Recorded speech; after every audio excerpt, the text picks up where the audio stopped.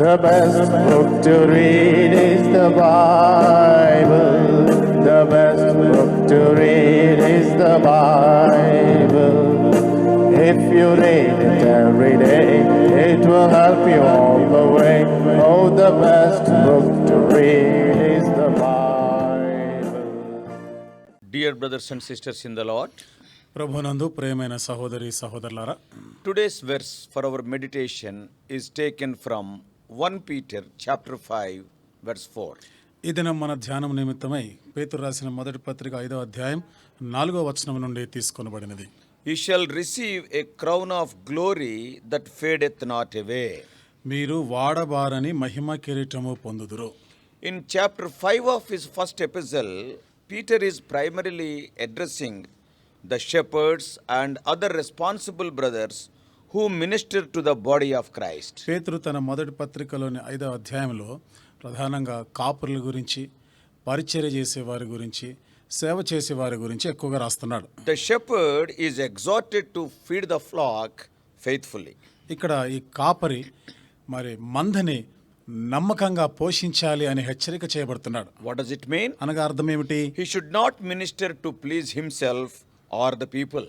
తనను తాను గాని ఇతరులను మనుషులను మెప్పించడానికి చేయకూడదు. If he ministers like that, ఆ విధంగా కానీ అతడు సేవించినట్లయితే he will be highly disappointed on the day of reckoning. లెక్క అప్పజెప్పవలసిన దినం వచ్చినప్పుడు ఎంతో నిరుత్సాహానికి గురవుతాడు. We gain or lose rewards in heaven based on how we live and serve him on this earth. పరలోకంలో మనము పొందబోయే బహుమానాలు లేదా పోగొట్టుకున్నటువంటి బహుమానాలు కూడా ఈ భూమి మీద ఏ విధంగా మనము సేవిస్తున్నాము, పరిచర్య చేస్తున్నాము దానిపైనే ఆధారపడి ఉంటుంది. Bible repeatedly commands us to seek heavenly rewards. Bible పదే పదే మనకు ఆజ్ఞాపిస్తున్న మాట ఇదే, పర సంబంధమైన బహుమానాల కొరకై మనం ప్రయాసపడాలి. In your leisure time, please read Matthew 6 chapter 19 to 21.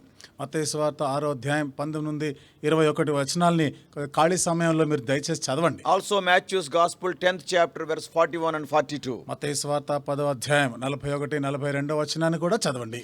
Having known the fact that rewards awaits us, a desire must be created in us to become a better or a more productive Christian. మన కొరకై బహుమానాలు వేచి ఉన్నాయి అన్నటువంటి ఈ సత్యాన్ని ఎరిగిన వారమై ఇంకా మెరుగైనటువంటి విధానంలో దేవుని మనం సేవించేవారుగా ఉండాలి. There is a vast difference between salvation and rewards. ఇక్కడ రక్షణకి బహుమతులకి చాలా వ్యత్యాసం ఉంది. For salvation you need not pay anything. It is free gift of God. రక్షణ కొరకై నువ్వు ప్రయాసపడవలసిన ఏమీ లేదు, ఇది దేవుడు నీకు అనుగ్రహించే ఉచితమైన బహుమానమే. But for rewards you have to work. అయితే బహుమానాల కొరకై నీవు పని చేయాలి, ప్రయాసపడాలి. Shall we read Matthew 16:27? మత్తయి సువార్త 16వ అధ్యాయం 27వ వచనం చదువుకుందాం. Matthew 16:27 says, మత్తయి సువార్త 16వ అధ్యాయం 27వ వచనం ఈ విధంగా సెలవిస్తుంది. For the Son of Man shall come in glory of his Father with his angels, and then he shall reward every man according to his works. మనుష్య కుమారుడు తన తండ్రి మహిమ గలవాడై తన దూతలతో కూడా రాబోచున్నాడు. అప్పుడు ఆయన ఎవని క్రియల చొప్పున వానికి ఫలమిచ్చును. Paul also mentions about these rewards in general in 1 Corinthians 3:8. పౌలు కూడా కొరింథీయులకు రాసిన మొదటి పత్రిక 3వ అధ్యాయం 8వ వచనంలో ఈ విధంగా బహుమానాలు పొందబోయే వారి గురించి రాశాడు. Some of the rewards God is going to give, they are in the form of crowns. చూడండి, కొన్ని బహుమతులు దేవుడు మనకి ఇవ్వబోయే బహుమానాలు కిరీటముల రూపంలో ఉంటాయి. After we go to heaven, probably many crowns may be there.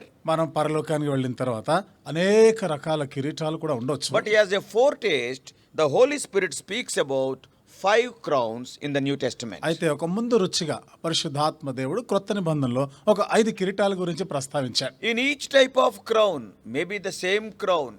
In each type of crown, the sizes also may be different. చూడండి, ప్రతి కిరీటంలో కూడా ఈ రకమైనటువంటి కిరీటాల్లో దాని సైజులు కూడా వేరువేరుగా ఉంటాయి. Yes, because of their faithfulness. వారి యొక్క విశ్వాసతను, నమ్మకత్వాన్ని బట్టి. So the crowns are, ఇప్పుడు ఈ కిరీటాలు ఏమిటి అంటే, number 1, incorruptible crown in 1 Corinthians 9:25. మొదటి కిరీటం కొరింథీయులకు రాసిన మొదటి పత్రిక 9వ అధ్యాయం 25వ వచనంలో అక్షయ కిరీటము.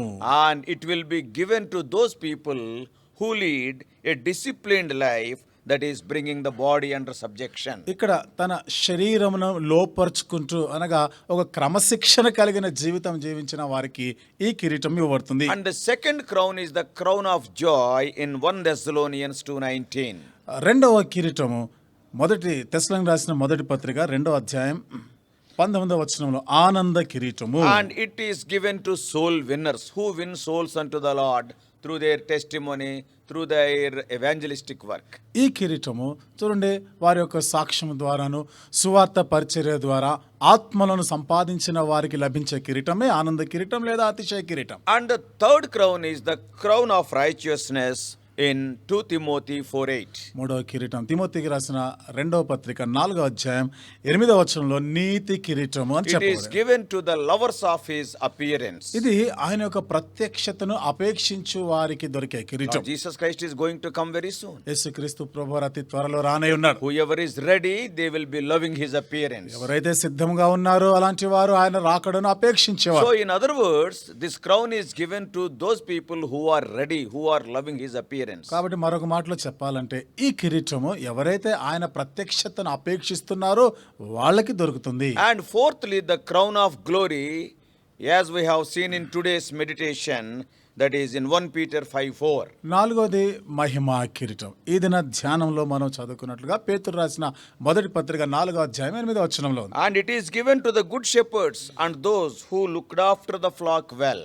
మంచి కాపరుల గురించి మందలను సరైన విధానంలో మేపుతూ వాటిని కాస్తున్నటువంటి కాపరులకి అనుగ్రహించబడుతుంది. And the fifth crown is the crown of life in James 1:12 and also in Revelation 2:10.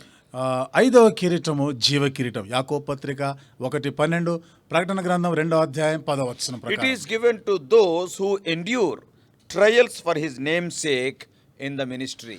ఆయన నామం నిమిత్తమై సేవా పరిచర్యలో హింసలను ఎదుర్కొంటున్న కష్టాలను ఎదుర్కొన్న వాళ్ళకి లభించే కిరీటం ఇది. So today's promise of our meditation speaks of the crown of glory. కాబట్టి నేటి దిన మన ధ్యానం కొరకై మనకి ఇవ్వబడిన ఈ వాగ్దానము మహిమా కిరీటం గురించినది. So the crown of glory is a special reward for the faithful shepherds. కాబట్టి మహిమా కిరీటం అనేది నమ్మకంగా సేవ చేసిన కాపరులకు If అనుగ్రహించబడుతుంది. you read 1 Peter 5:2, పేతురు రాసిన మొదటి పత్రిక 5వ అధ్యాయం 2వ వచనంలో చదివితే it speaks of shepherds and their expected character. ఇక్కడ చూడండి కాపరుల గురించి మరియు వాళ్ళు ఉండవలసిన గుణగణాల గురించి ఇక్కడ రాయబడింది. Today some of the people are not genuine shepherds but they are hirelings. నేటి దినాన్న మనం చూస్తే కొందరు కాపరులు నిజంగా వాస్తవమైన కాపరులుగా లేరు, కానీ వారు జీతగాళ్ల వలె ఉన్నారు. They run away from the flock when the danger comes. అపాయం చూడగానే మందని విడిచి పారిపోయేవాళ్ళు. Let him be the shepherd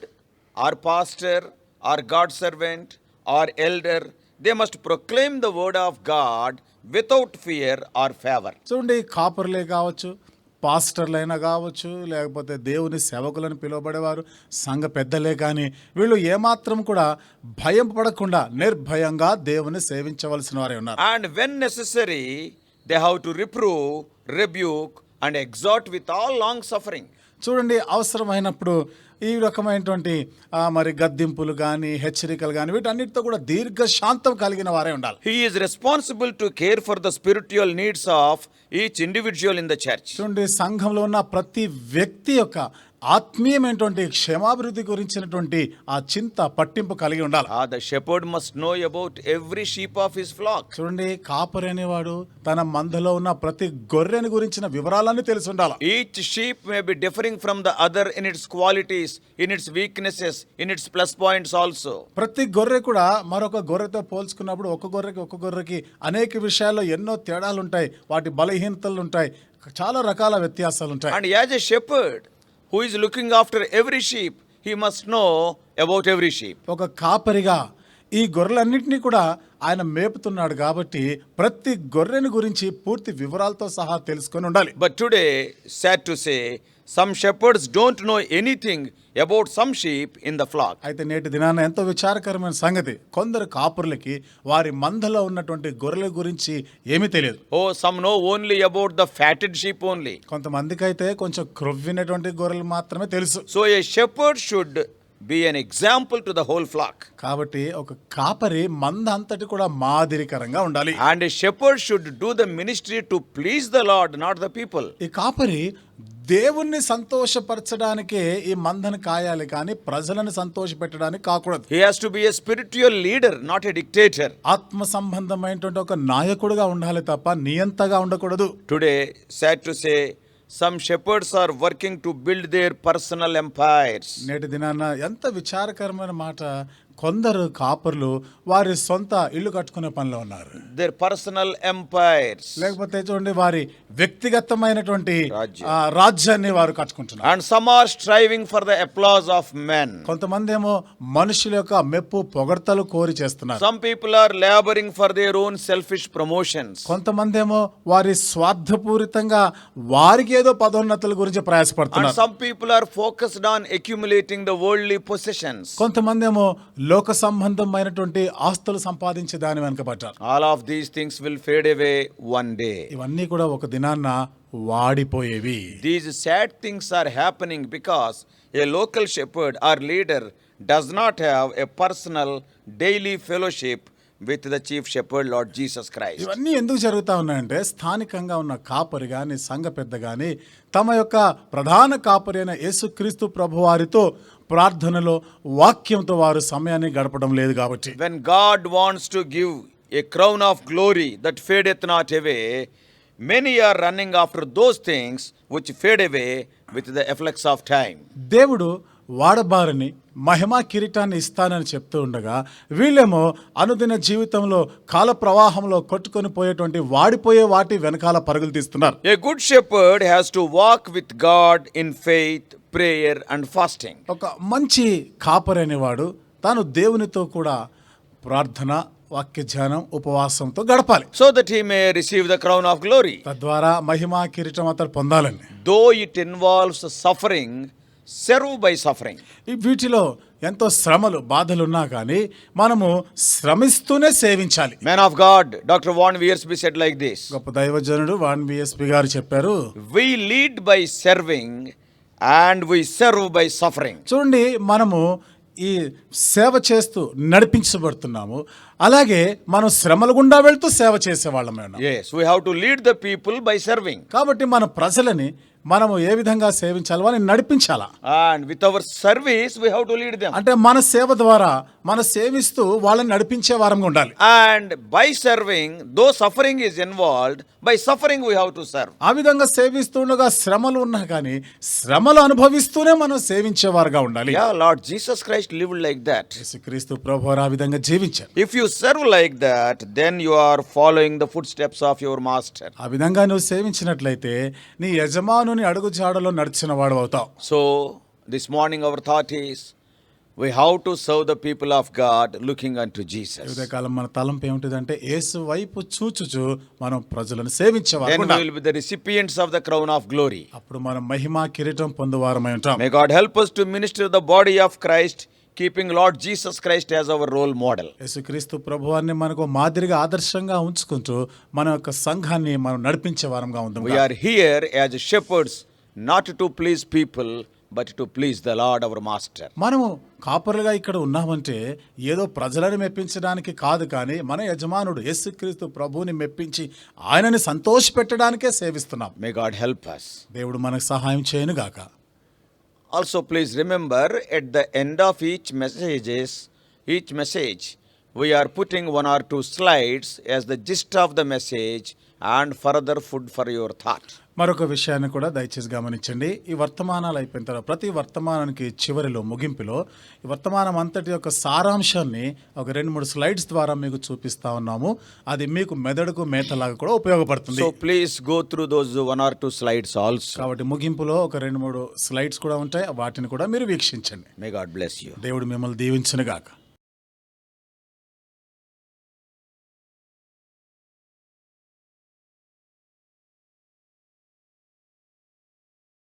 God bless you all.